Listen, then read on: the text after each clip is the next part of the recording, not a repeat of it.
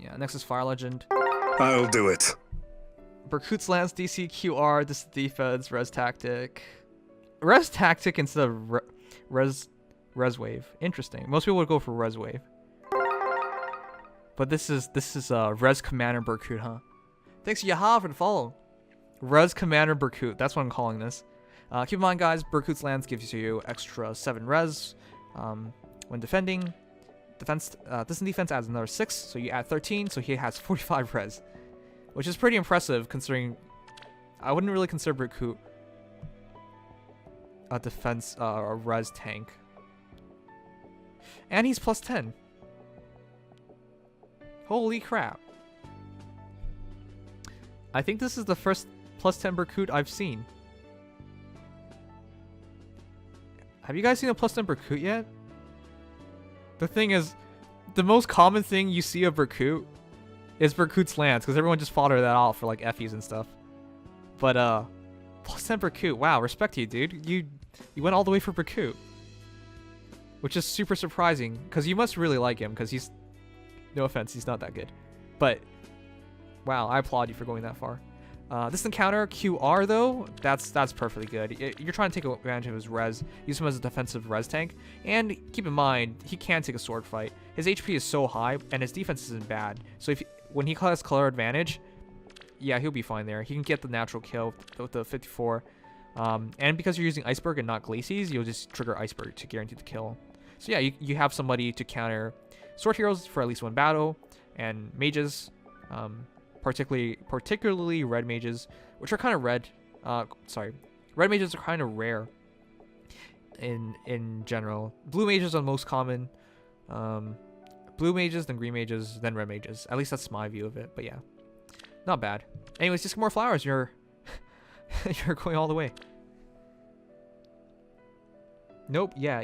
Wait, you guys have seen plus 10 Berkuts? Wait, really? I'm kind of surprised. I don't remember Berkut being so popular. Never liked Berkut and Echoes, but to be honest, I still think there's gonna be like a fallen Berkut or something coming to the game eventually. This Berkut's not it. This Berkut came out at one of the worst times in terms of free heroes. Nowadays, guys, nowadays IS's view on free heroes is that we put skill inheritance. We make skill inheritance really relevant by putting really interesting skills on them, that premium skills on them, so people can get the premium skills through foddering off for the free heroes like that, right? But when Berkut came out, it was him and Clive and Berkut were virtually identical in terms of stats. I think they were 1 point away from BST, and most of their stats were 2 points away from each other. They were basically identical heroes. Only difference was Berkut came with Berkut's Lance, and Clive came with Silver Lance, and that's the really big difference. You would not care about Berkut's natural A skill, giving him extra res, like it was just dumb. Yeah, it was a really, really dark time. So to see somebody come out of that with plus 10 Berkut is kind of crazy. Next is Zax. Who next? Barrier Blade, this encounters, chill speed, infantry rush, flashing blade, 44 speed for flashing blades, kind of interesting. DC, flashing blade, barrier blade. There's a lot of blades at least, and another blade here in the infantry rush. That's not bad. Defense refined barrier blade.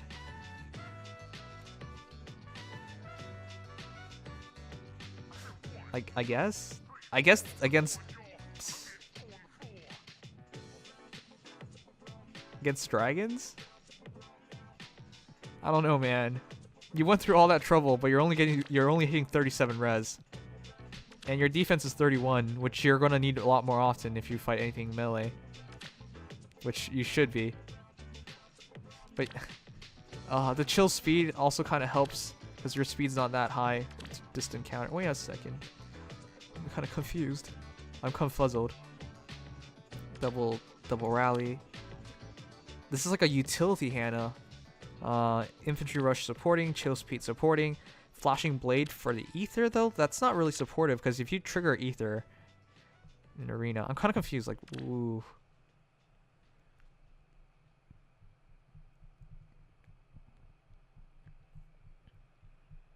I always respect people when I see plus 10 Hannahs, because that's what I did. For most people, if you made a plus 10 Hannah, you kind of got cucked, all right? Because Soleil wasn't in the game when I decided to make Hannah. She wasn't. It was the only choices I had at the time was Hannah and Athena. I could not find a good IV Athena at all.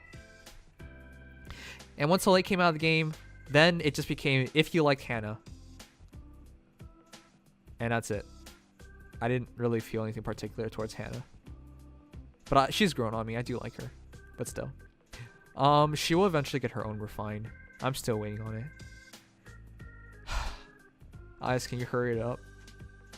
She needs a refine. It would be Hannah's sword. I know it. I don't remember her having a unique weapon. I also didn't play Birthright, but I remember reading up on Hannah. I don't remember a unique weapon, but she would get her own sword eventually, because Armor Smasher just doesn't fit her character at all. But yeah, once she gets that, she'll catch up a bit to Soleil, until Soleil eventually gets her own refine. Then it doesn't even matter anymore. But yeah, that's the future. Leaf alt IS. There will never be a Leaf alt. They forgot Leaf even exists. Okay, now what? Slaying Edge, Death Blow 4, Special Spiral, Praise Attack Defense. I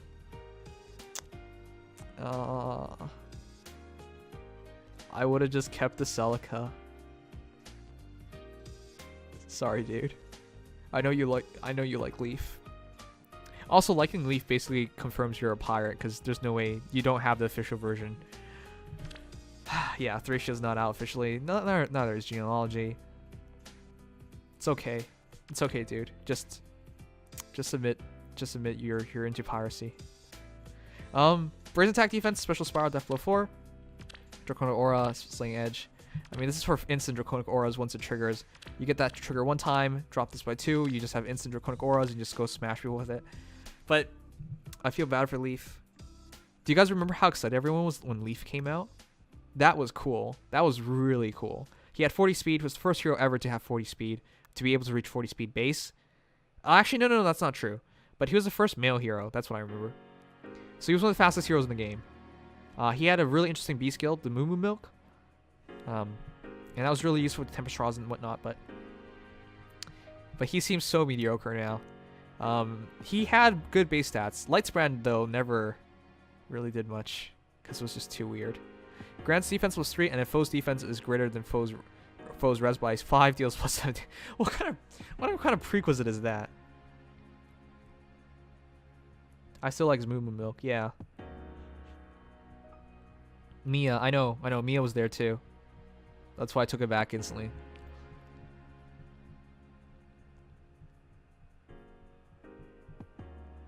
S-Drink. At start turn 1, restores 99 HP and grants special cooldown count -1. The best thing about this was it just stacked in Tempest Trials. Every time he cleared a wave, it would just trigger, and so Leaf would always stay at full HP. So he became a Tempest Trial hero, but that was about it. In terms of actual usage, people who are fans would use him, but that was about it. Generally, it would always be Carla or Ira and Mia, but there were Leafs, of course. He is a fan favorite. Anyways, I don't think you're gonna get a Leaf alt, but yeah, interesting to go for Death Blow 4. I think if you're gonna go for Draconic Aura, Death Blow 4 would help, but yeah, I wouldn't really worry about that. It's a fine build, though. Don't get me wrong. I mean, the cat ears on her look perfect. Udal plus, Fury, Wrath, Attack Smoke, Close Defense. Thanks, Thunder Buddy, for the follow. Thanks so much. But that is pretty alright. 51 attack, 43 speed. Wow, she can actually reach 43 speed. She is 4 flowers in, which means she definitely got a speed point. Yeah, I think res is her lowest stat. Yeah, it is res. Suddenly, she doesn't look so bad. Severa always struggled to hit 50 attack, which was super sad. But 51, 43, 44 is actually so solid. All around solid. 44 defense. And you even have close defense. Fury is great with Wrath. And Wudao is great with Wrath. Wait, why? That's kind of... Actually... My only question is, like, why go for Wudao Ignis instead of, you know, Slaying Edge Ignis? Because you should be able to one-shot with Wrath. Wudao Ignis with Wrath. That's it's 10 damage. 10 damage. And then 80% of 40 is 40. That's my only question. That's kind of overkill. But outside of that, great build. This works perfectly fine together. Attack Smoke to drop their attack. 44 defense isn't that high, but if you drop it to 50 or lower, yeah, they're just helping you charge Ignis at that point. But great Severa. All right, but yeah, next is Sephiro. You lead, I follow. What is this? What the heck? What the heck? +7 Lyon. With Steady Sands 4. What the heck? Null Sea Disrupt? What? The actual fuck are you doing? You know Noglofer only works on colorless heroes. Are you just trying to kill Duma? I don't know. It doesn't even work in Duma. Duma's magical. But Duma would attack the lower of the two stats, which would become res. Wait, is this anti-Duma? I'm so confused. What is this? Noglofer Moonbow. Keep in mind, guys, Noglofer is just Grand Riven plus, with another plus. Basically, add more damage. That's it. And he comes with it naturally. Moonbow dropped the defense and res. He would trigger relatively easily because he has QR. But why would you go for Moon? You would only get one Moonbow off in the battle. Unless he gets doubled? 25 speed. What the heck? I'm so confused. Moonbow, Steady Stance 4, Null Sea Disrupt, Attack Smoke. I'm so confused. Alright, you neutralize their ability to prevent counterattacks during combat. Against Surtur? But why'd you need to... I'm so confused. That's anti-Veronica. Oh, you're right. This works against Veronica. Veronica does not attack the lower of defense or res, though. It would just straight up go into his res. But he would take less damage because of Noglofer.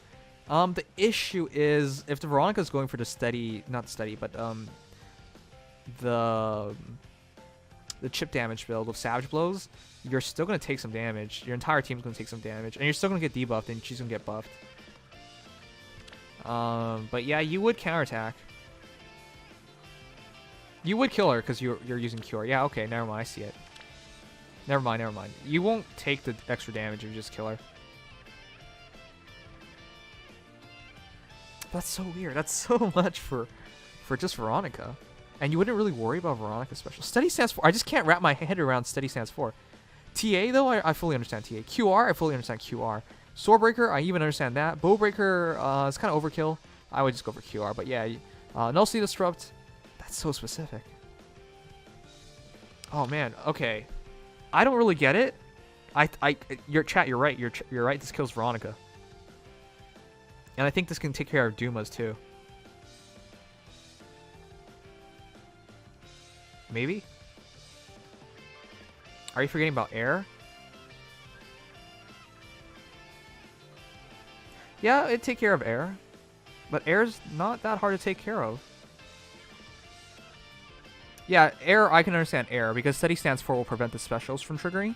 And that's the only thing that really threatens Lyon in that scenario, which are exactly that, the icebergs. Man, okay, I see it. That's so specific. Wow. Thanks, Trevor is on Twitch. 12345. Thanks for the follow. But okay, you guys are absolutely right. You guys are absolutely right. That does make more sense than Moonbow potentially one-shotting air, but air's res is so high.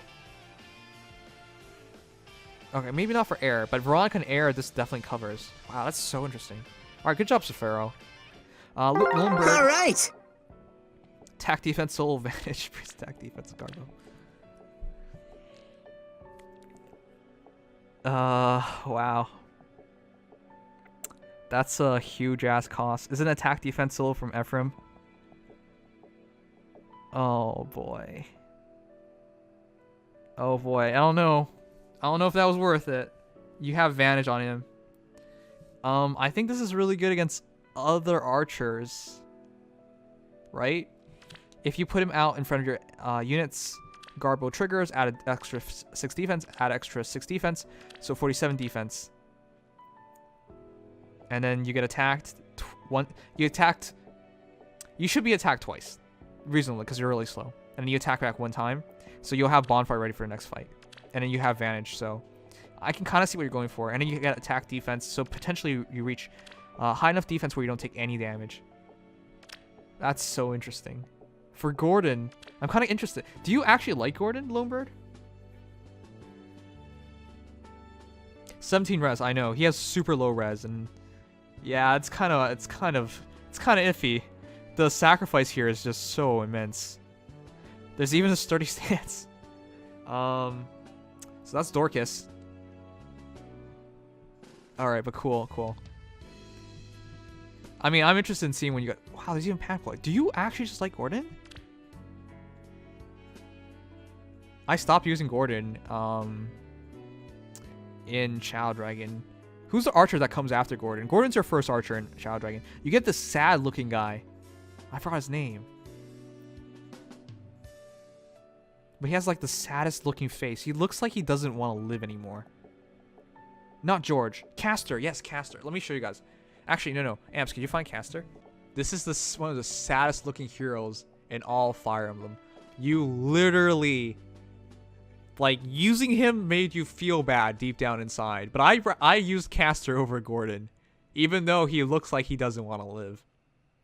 You should use Ramex's image. What's Ramex's image? Oh.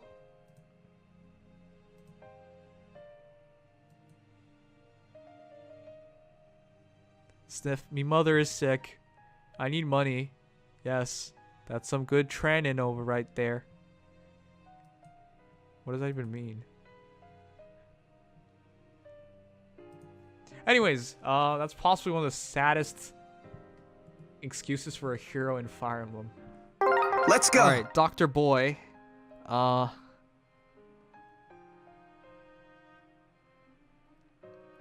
right, I had to argue this fact with people, but can we agree the Legendary Roy is more based on Roy in Smash, not Roy in Binding Blade? Because people keep telling me he's from Binding Blade. Oh, I'm aware Roy is from the game called Binding Blade. But the most recent Roy takes a lot of inspirations from Smash. And yes, I'm aware where he gets his animation from, but both Smash is also based on the critical animation in Binding Blade. When he uses the sealed sword, which is weird, so it should be the Binding Blade. Anyways,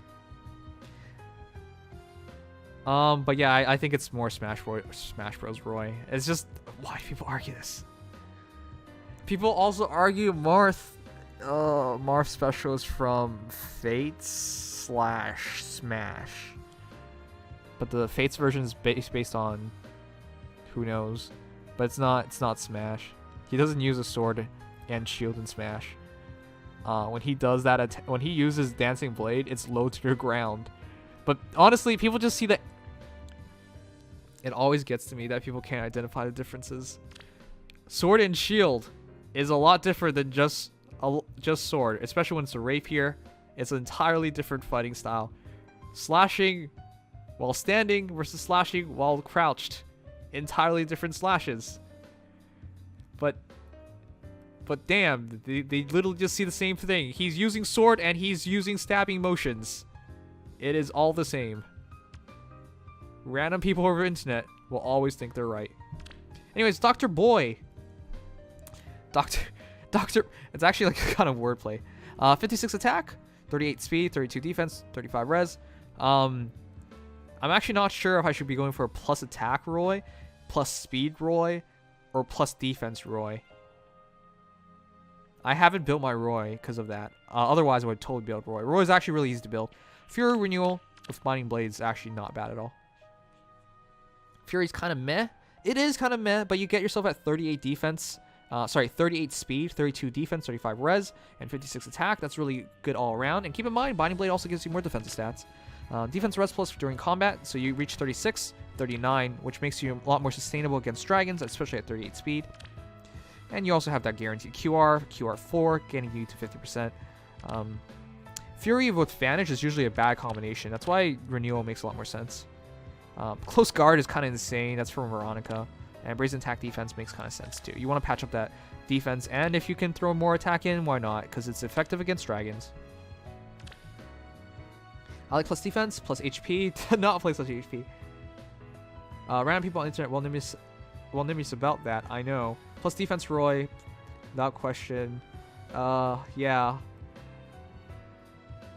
It hurts QR4, but helps Advantage and Brazen. It does, but I would rather build a hero where all your skills work together rather than phases. Like, rather than I get taken out of this skill to use this skill. You know, it's better to put everything together. That way you get the maximum efficiency rather than phases of a hero. Okay, even Infantry Pulse.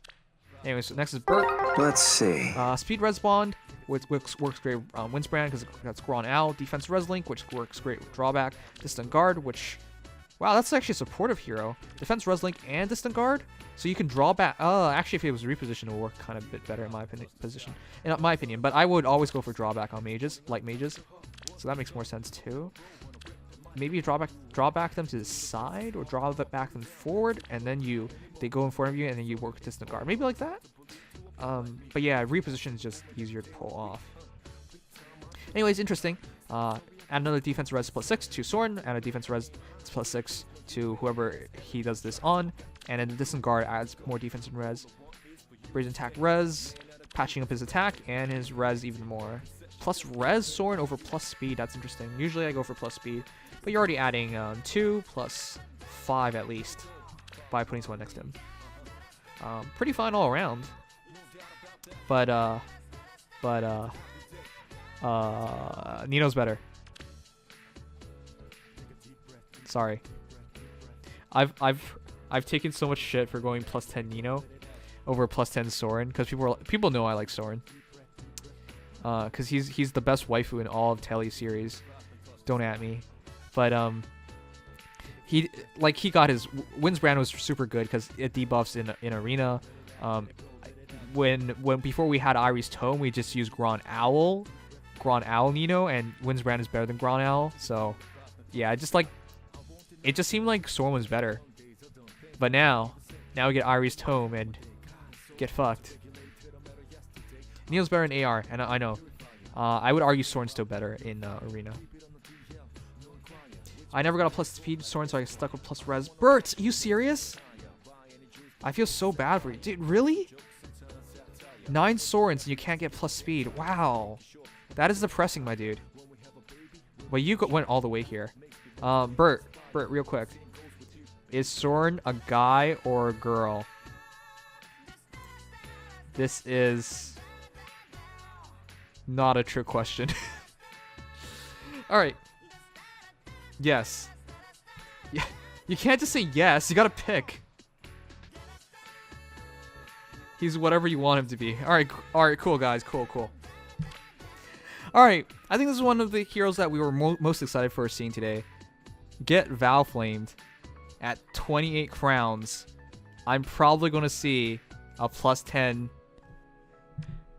What's your gambit? Alright, let's see it. Plus 10. Emperor Flame. Arvis. With the 6 flowers. Holy shit. 40 HP, 54 attack, 37 speed, 22 defense, 38 res. That is actually solid. 37 speed is actually pretty damn solid. Swift Sparrow to take it to 58, 41. Keep in mind Valflame's debuffs. Attack res -4 on foes in card direction. With res, less than units res through their next actions. So it's actually kind of not hard for him to do extra damage and survive a bit easier. He also has Wings of Mercy and Attack Speed Bond, so you can increase his speed to patch up the speed. I mean, at 46 speed, if you get that, she's already really good. And you don't really need both to activate at once. You can use this defensively and use this offensively. As long as you reach around 40-something speed, you should be fine in doubling. Especially in your case, where it's 28 crowns, so you are safely in the armor meta. And Joint Hone Speed for more speed. So yeah, you're well aware his only weakness is his low speed, because his res is fine, his HP is fine, his attack's absolutely fine. His defense sucks, but that's all right. And Wings of Mercy, that's so interesting. I wonder where you use this Arvis in. Thanks, Nervo. Nero Ver. I butchered your name. Thanks for the follow. Rally up attack plus, nice. So this is probably for arena. Yeah, close counter. This is for arena. There's no red dual infantry right now, so this is all as good as you can go. Do you guys want to know one of the dumbest things about using Arvis in arena?